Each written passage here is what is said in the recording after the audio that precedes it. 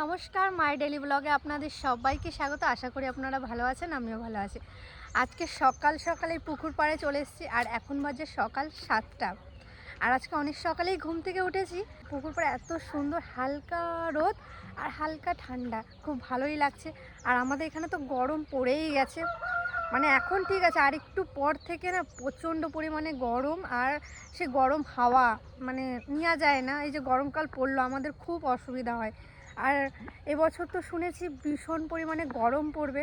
এখনও তো তেমন গরম পড়েনি, রাতে ভীষণ গরম লাগে। মাঝে মাঝে আমার ঠাকুমার মানে হট করে রাতের বেলা আমার ঠাকুমা বলে কি, রিয়া ওট ওট ফ্যান চালা, মানে ওনার মনে প্রচণ্ড গরম লেগে যায়। তারপরে আবার ওই 15 মিনিটের মতন ফ্যান চলে, তারপরে আবার ঠাকুমা বলে বন্ধ করে। এবার কী জানি কি হয়। তো যাই হোক, আজকে একটা নতুন ভিডিও শুরু করলাম, অবশ্যই ভালো লাগবে। আর আজকে আপনাদের সাথে একটা কথা শেয়ার করব, সেটা অবশ্যই ভিডিওতে বলবো। ভিডিওটা পুরো দেখলে বুঝতেই পারবেন। আর আমি যেই কথাটা বলবো আপনারা কমেন্টে বলবেন কথাটা আমি ঠিক বলেছি কি ভুল বলেছি, আমাদের কি করা উচিত এটা। তো চলুন আজকে ভিডিওটা শুরু করি, তারপরে আপনাদের সাথে সবটাই আস্তে আস্তে শেয়ার করছি। এই দেখুন কত বড় একটা লাউ হয়েছে এখানটায়। এই যে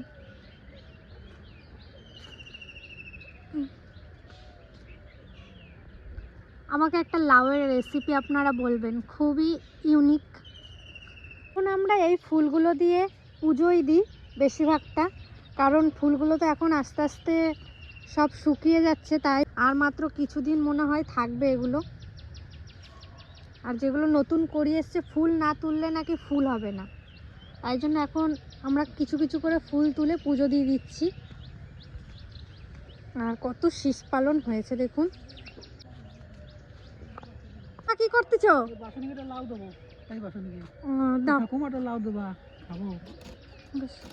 এই লাউটা একটু আগে দেখে গেলাম, লাউটা দেখুন কত বড় না ঠাম্মা, ভীষণ বড় হয়েছে লাউটা।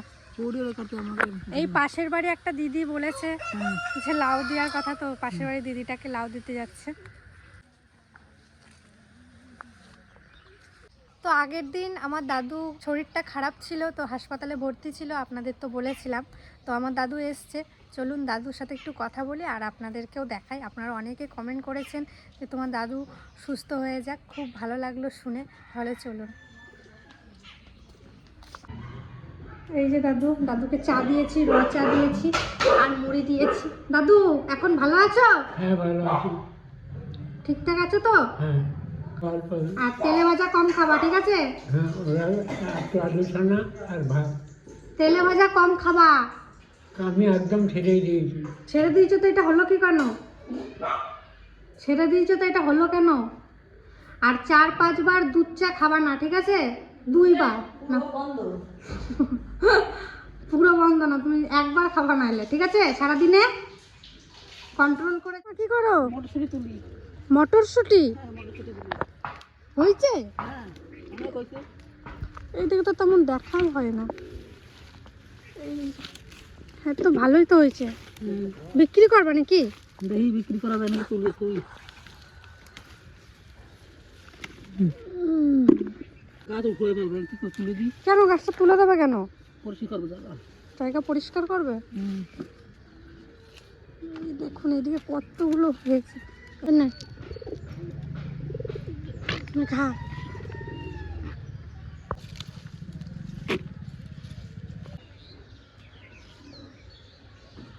ঠাকুমা কি করো? মাছ ধরতেছ? পাবা মাছ?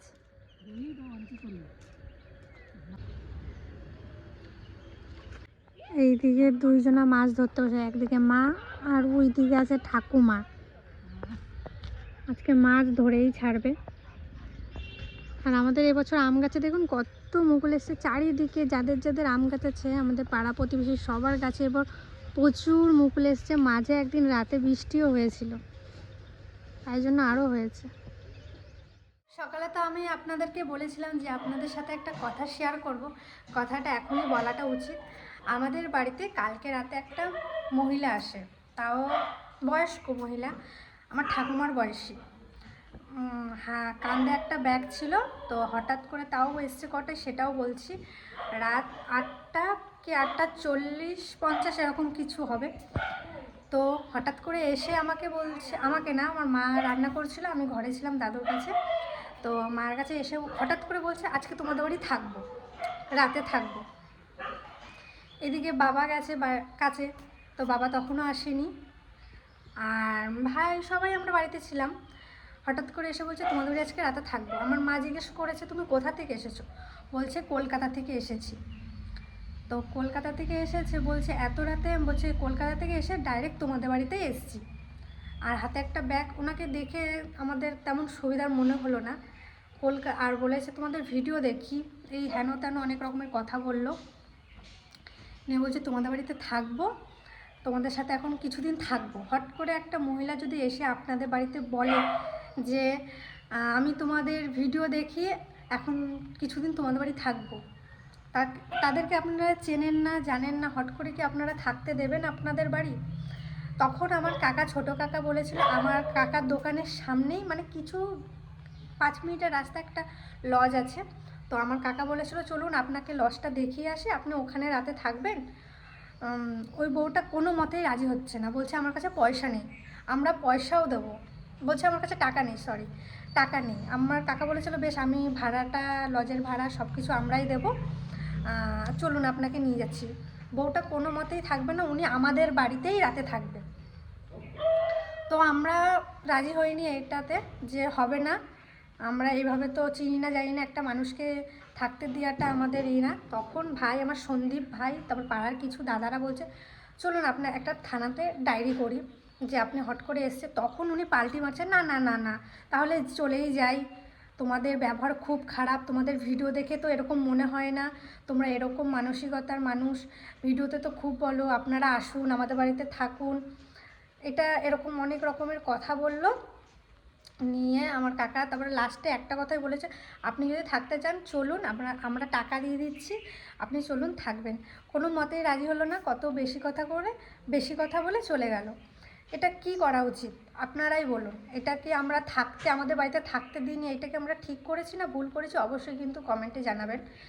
কিন্তু এটা আপনাদেরকে জানিয়ে রাখা উচিত ছিল বলে মনে করলাম, তাই ভিডিওর মাধ্যমে বললাম।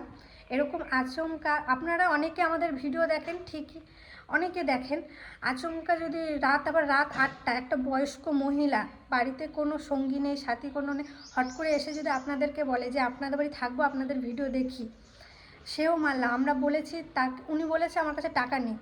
তো টাকা নেই তো কলকাতা থেকে আমাদের বাড়িতে কি করে আসলো? টাকা নেই তো, বাসে করে উনি নাকি এসছে, সেটাও ঠিক আছে। আমরা বলেছি টাকা দেবো, লজ ভাড়া দেবো, সব কিছুই দেবো, আর বেশিও না, 300 টাকা না, বলছে 500 টাকা এরকম লজ ভাড়া।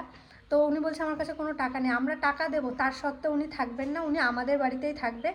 যখন বললাম পুলিশে একটা ডায়েরি করি, তখন উনি পাল্টি মারছে যে তোমাদের ভিডিও দেখি, অনেক অনেক রকম মন্তব্য, উনি রেগে চলে গেছেন।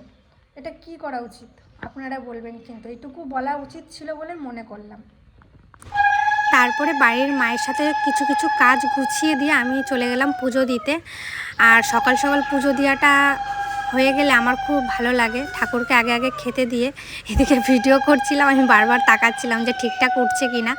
আমি চাই আমাদের বাড়ির কিছু কিছু মুহূর্ত আপনাদের সাথে শেয়ার করি, ভীষণ ভালো লাগে। আর আপনারাও যে আমার ভিডিওগুলো এত পরিমাণে ভালোবাসেন কি বলবো, মানে অনেক অনেক ধন্যবাদ। এভাবে আমার পাশে থাকবেন, আমার সাথে থাকবেন। আর পুজো দিতে আমি বরাবরই ভালোবাসি, ছোট থেকেই আমি নাকি অনেক ছোট থেকেই নাকি পুজো দিতাম। আমার অতটা মনে নেই, মা ঠাকুমা বলতো যে তুই আমাদের সাথে পুজো দিতিস। আর আমার ছোট বোনটা ত্রিধাও হয়েছে তেমন, যে আমি পুজো দিতে আমার বোনও যাবে। আর এদিকে তিতলিও মাঝে মাঝে আমার সাথে, আমার যখন ভালো লাগে না আমি বলি বোন একটু পুজো দিয়ে দে, ও তখন দেয়। সত্যি আমার দুটো বোনই খুবই ভালো। এই যে এই দিকটা পরিষ্কার করা হয়ে গেছে, আর তার সাথে সাথে আমাদের কুল গাছটাও কেটে দেওয়া হয়ে গেছে। আমাদের প্রত্যেক বছর কুল হওয়ার পর আমার বাবা এভাবে কুল গাছটা কেটে দেয়, আর কিছুদিন পর পাতা জ্বালিয়ে আবার সুন্দর করে পরের বছর কুল হবে।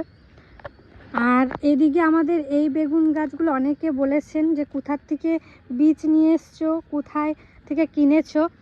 এটা আমার বাবা বলতে পারবে, আমি অতটা জানি না। এইদিকে দেখুন অনেক আছে। আমাদের লিচু গাছটা দেখুন ভালোই বড় হলো, কিন্তু এখনও লিচুর ফুল আসেনি। কি সুন্দর না? তো আজকে একটা ছোট্ট ভিডিও আপনাদের সাথে শেয়ার করলাম, প্রচুর ছোট্ট ভিডিও। তো ভিডিওটা আপনারা অবশ্যই একটু দেখে নেবেন। আর আমি যেই কথাটা আজকে আপনাদেরকে বললাম, কিছু মনে করবেন না, কিন্তু আমার এটা বলা উচিত মনে হয়, কারণ অনেকে তো জানবে না ব্যাপারটা কি হয়েছে, অনেক রকম মন্তব্যও ছড়াতে পারে। তাই আগের থেকে আমি চাইছি এটা ক্লিয়ার করতে। আর অবশ্যই কিন্তু কমেন্টে জানাবেন এটা ঠিক না ভুল। তো পরে একটা ভালো ভিডিও আমি আপনাদের সামনে উপহার দেবো। মরু পিসি বাড়ি যে রান্নার ভিডিও অনেকে চেয়েছেন, আমি সেটা করব। এই ভিডিওটা শেষ করছি, টাটা।